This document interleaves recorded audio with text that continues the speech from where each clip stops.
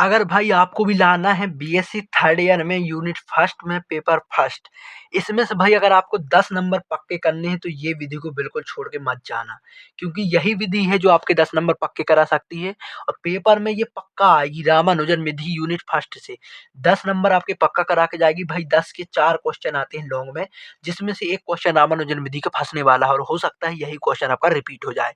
तो चलिए भाई इस क्वेश्चन को जानेंगे, विधि समझ जाएंगे तो कोई भी क्वेश्चन आप आसानी से लगा सकते हैं और सॉल्व कर सकते हैं। तो ये क्वेश्चन बीएससी थर्ड ईयर वालों के लिए है। चलिए वीडियो को स्टार्ट करते हैं। उससे पहले रिक्वेस्ट है, अगर आप लोग चैनल में नए हैं चैनल को सब्सक्राइब कर लें, वीडियो पसंद आए लाइक करें और ऐसी ही वीडियो के लिए, ऐसे ही टॉपिक के लिए जाके प्ले लिस्ट में विजिट करें। सारी एक लाइन से हमने सारी विधियों को, सारे आईएमपी क्वेश्चनों को सॉल्व करा है। चलिए हम लोग वीडियो को स्टार्ट करते हैं। प्रश्न फर्स्ट हमको दिया है एफ एक्स बराबर, भाई कोई भी फलन दिया रहेगा आपको, एफ एक्स बराबर एक्स की घात 3 minus 9x² plus 26x minus 24 into 0। ये हमको एक समीकरण दिया है, एक्स की घात 3 minus 9x² plus 26x minus 24 बराबर 0। ये हमको एक समीकरण दे रखा है। इसको क्या करना है भाई, रामानुजन विधि के आधार पर सॉल्व करना है। भाई यूट्यूब में अगर आप लोग वीडियो देखेंगे बहुत कठिनता से आपको बताया जाएगा, इसमें बहुत सरल तरीके से मैं आपको समझाऊंगा, आसानी से आप लोग इसको सॉल्व कर जाएंगे। तो चलिए हम लोग इसको स्टार्ट करते हैं। सबसे पहले हमें क्या करना है, जो यहाँ पर जो हमारा समीकरण दिया है उसमें जो अचर पद है, अचर पद क्या है, ये चर है, ये चर है, ये चर, ये अचर पद है। तो भैया इस अचर पद को लेकर सीधे सब में क्या कर दो, भाग कर दो, और कुछ नहीं करना। अचर पद को हमने क्या किया, एफ एक्स बराबर एक्स की घात 3 24, ठीक है, 24 का हमने भाग किया, इसके नीचे 24, इसके नीचे 24, सिंपल भाषा में बोलूं, और इसके नीचे 24, मतलब कि हमको अचर पद को भैया गायब करना है, इसको छुट्टी करनी है अचर पद की। अचर पद की छुट्टी करनी है तो इसको क्या करना है, सब में भाग देना है, तो इसमें भी भाग चले जाएगा।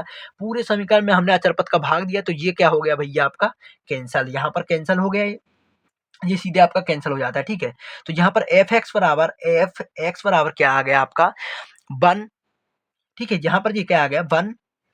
अब एक बच्चे यहाँ पर हमारी वो बोल रहे होंगे सर यहाँ पर ये माइनस है, आपने प्लस क्यों ले लिया, समझिएगा बात को।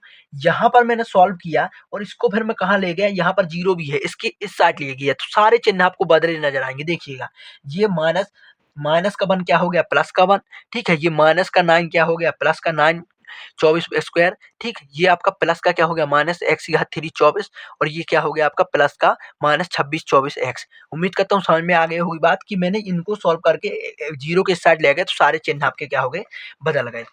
उसके बाद भाई क्या करना है आपको, 1 को में ऐसे ही रहने दीजिए, माइनस वाले को इस साइड ले आइए, ठीक है, जो 24/x को लीजिए, मतलब कि स्क्वायर के जो आपका जो एफ एक्स बराबर क्या हो जाएगा, एक्स की पावर के रूप में आप जमा दीजिए, एक्स की पावर 1 हो गई, 2 हो गई, 3 हो गई, ठीक है, 1 2 3 के रूप में आप जमा दिए, एक्स की पावर यहाँ 0 हो गई, तो यहाँ 0 1 2 3 इसके रूप में जमा दिया, कुछ नहीं किया, बस जमाया बस है। उसके बाद क्या करना है, माइनस को हमने फिर से कॉमन ले लिया, तो ये 1 माइनस 26/24x, ये प्लस का हो गया, जहां जहां प्लस है वो माइनस हो जाएगा। 9/24 को हमने काटा तो 3 3 का 9 3 8 24, 3/8 माइनस का जाएगा, यहाँ प्लस का माइनस, और यहाँ क्या हो जाएगा भाई माइनस का प्लस, 1/24 हो गया, ठीक। ये क्या हो गया 1/24, इसको थोड़ा सा अलग करके देखा तो 1/24 एक्स की घात 3 प्लस में, तो भाई माइनस चिन्ह को हमने बाहर लिया और कुछ चीज जो कट रही उसको काट दिया। तो यहाँ से इस समीकरण आपका ये बन गया। अब अगला स्टेप क्या है भाई, स्टेप फर्स्ट आपका ये है कि, एक बार और समझाऊंगा, स्टेप फर्स्ट क्या है आपका कि जो भी आपको दिया है उसके अचर पद का भाग देना है, भाग देने के बाद आपको उसको थोड़ा माइनस को अलग करके यहाँ पर इस तरह से व्यवस्थित कर लेना है। उसके बाद यहाँ से मान निकल जाएंगे, a1 का मान क्या हो जाएगा जो फर्स्ट है 26/24 जो फर्स्ट है, a2 का भाई जे आपका आ जाएगा 3/8 माइनस का, a3 का क्या आ जाएगा 1/24, ये सारे मान आ गए, और a4 और a5 a6 ये सारे क्या हो गए जीरो हो गए, 3 मान दिए तो 3 आ गए, बाकी सब आपके क्या हो गए जीरो। यहाँ से हमने इनके मान निकाल लिए। अब अगला स्टेप देखेंगे, तब तक भाई आप लोग चैनल को सब्सक्राइब जरूर से कर दें और वीडियो को लाइक करें। अब अगले स्टेप में हम लोग बात करेंगे कि यार b1 का मान कहाँ से ले लिया मैंने, b1 का मान भैया आपको यहाँ से मिल जाएगा, जो आपका बोला कि ये 1 क्या काम है, इनसे तो सारे मान निकाल लिए, और ये 1 था इसको हम लोग हमेशा क्या मानेंगे b1, यहाँ पर जो आपका दे रहेगा,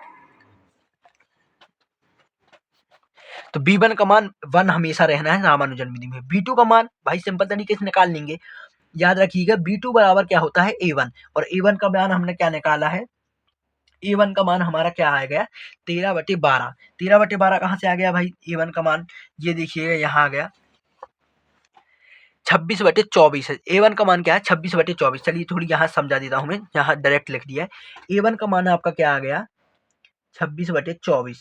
तो इसको हम लोग काटेंगे तो भाई सिंपल तरीके से 2 से ही काट लेते हैं। 2 एकम 2, 2 तिया और यहाँ पर 2 2 तो 13/12 आ गया। इसको भाग देंगे तो 1.0833 लिखना है, ठीक है। अब B2 इन्हीं मानों के लिए हमको यही तो निकालना है। ये स्टेप 3 चालू हो गया भाई, सबके मान निकाल कर हमें बस रखना है समीकरण में। तो यहाँ से B1 का मान निकल गया, एक B2 का मान ये आ गया। B3 का मान कैसे निकालेंगे तो B1/B2, ये आपका क्या होता है B1/B2 बराबर B3 होता है। B1/B2 का हमने मान निकाल लिया तो ये क्या होता है 1/B1 का मान 1 है और इसका मान 1.0833 है। ये क्या आ गया 0.923। अब B3 का मान क्या आ गया, B3 का भाई ये सूत्र फॉर्मूले आपको याद करने पड़ेंगे। B3 बराबर क्या होता है A1B2 plus A2B1, A1B2 plus A2B1, ये सिंपल आपका B3 होता है। तो यहाँ से A1 B2 A2 और B1 सभी के मान हमने यहाँ पर रख दिए, जो कि 26/24 1.0833 प्लस -3/8 और 1, ये सारे मान आपको पीछे मिल जाएंगे। इन सारे के उठा के B3 का मान क्या आ गया आपका, B3 का मान आ गया 0.7986। ये B3 का आपका क्या आ गया मान आ गया। आगे देखेंगे B2/B3, भाई जैसे जैसे मान आते चले उसका बटे भी करते चलिए, ठीक है। B2/B3 कर दीजिए तो B2 का मान जो आ गया आपका 1.0833 और B3 का 0.7986, तो इसका मान क्या आ गया 1.356, ठीक। B4 का निकालेंगे हम लोग तो B4 का सूत्र क्या होता है A1B3 प्लस A2B2 A3B1। इसका देखिए सिंपल, इसका उल्टा यहाँ कीजिए A1B3 तो A3B1 और A2B2 लिख दीजिए। जी इन सबके मान उठा के हमने रख दिया तो क्या आ गया 26/24 प्लस 0.7986 प्लस -3/8 1.0833 प्लस 1/24 1, तो यहाँ क्या आ गया 0.5007। अब आगे देखेंगे हम लोग, भाई क्वेश्चन थोड़ा लॉन्ग हो सकता है लेकिन आपको मान निकालने पड़ेंगे। कैलकुलेटर भी आप पेपर में अलाउ होता है तो कैलकुलेटर सिंपल तरीके से निकाल सकते हैं। यहाँ B3/B4 क्या जाएगा आपका 1.595। अब B5 का मान निकालेंगे तो क्या आ जाएगा A1B4 plus A2B3 plus A3B2। ये मान आपको याद रखने पड़ेंगे भाई, ये सूत्र, तभी आपका क्वेश्चन बन पाएगा। इस तरीके से हमने लिखेंगे 1.0833, ठीक है, 0.507 -3/8 0, इस तरह से सभी के मान रखेंगे। यहाँ पर आप लोग देख लीजिए लास्ट में क्या मान है, इसको थोड़ा मैं बता दूं तो भाई आप लोग यहाँ पर देख लीजिए, यहाँ पर 1.0833 है, ठीक है, 1.8033। तो यहाँ पर B5 का मान क्या आ गया 0.2880। अब यहाँ पे B4/B5 का मान क्या आ जाएगा 1.7382, ठीक है। B6 का मान निकाल लिए तो क्या आ गया सेम तरीके 0.1575। इसी तरीके से भाई आप इस B6 का मान भी देख लीजिए, ये सूत्र लगा के आप ये निकाल सकते हैं।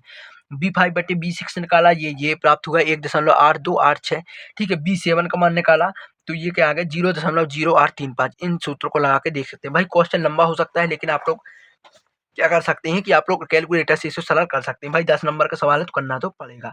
तो B6/B7 का मान क्या आ गया 1.862। B8 का मान हम लोग निकाला तो ये क्या आ गया भाई 0.0434।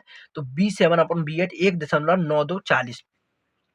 अब देखिएगा यहाँ पे B8 तक क्यों निकाला भाई, ये निरंतर, अब देखिएगा आप लोग बोलेंगे सर कहाँ तक निकालना है, तो भाई आपको थोड़े मान तो निकालनी पड़ेंगे। B8 तक गया है इस क्वेश्चन में तो आप कम से कम B6 B7 तक तो निकालिए, तो एक पता चलता जाएगा कि यार आपका B1 तो क्या आया था, B1 1 आया था, ठीक है। B2 का आया था, B2 आपका भाई 0 आया था, मतलब कि कुछ 0 1 थे। अब इसके बाद देखिएगा 1 ही बना रहा है, 1.7 आ गया, 1.8 आ गया, ठीक। उसके बाद 1.8 आ गया, 1.9 आ गया, मतलब लगभग मान ये कहाँ तक आ गया मूल 2 होगा। तो यहाँ लिख सकते हैं लगभग।